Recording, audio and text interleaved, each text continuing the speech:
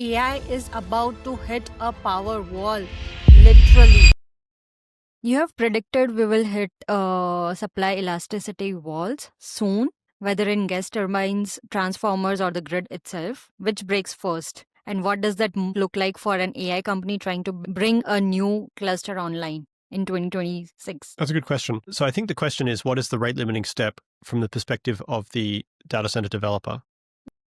Yeah, so there's a kind of a peculiar dynamic occurring on that front right now where a bunch of data center developers believed that they had secured grid supply. There was kind of a land rush for the last remaining grid supply. And having done that, the grid operators then realized that they wouldn't have enough power to support the data centers all the time. And so they basically have now unilaterally imposed throttling conditions on the data centers. This is a big headache for the data centers because they want to operate all the time.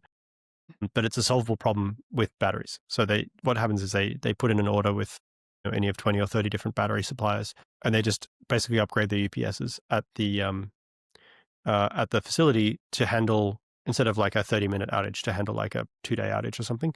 And it would be very extravagant to do that in any other system, but the GPUs cost so much money, and not operating them costs so much money. You just got to run them. So that's solved with batteries. As far as gas goes, that's if you're building your own power plant.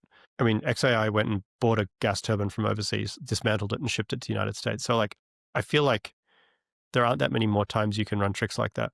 Like we don't make zero gas turbines. We continue to make them every year, but in terms of their ability of those industries to scale up quickly and how much of the risk they're willing to assume, given that the AI bubble might burst, seems kind of low. So I'd say in the next couple of years, we'll see. But yeah, as far as the supply wall goes, all that really refers to is, we saw the same things during COVID, that like by default, you assume that your supply curve is actually a straight line. Locally it is, but like it's not, obviously, over a long enough distance. Yeah. Sooner or later you get to a point where the curve starts to slope up pretty steeply. And the question is how far away is that? And I think it's actually pretty damn close for turbines.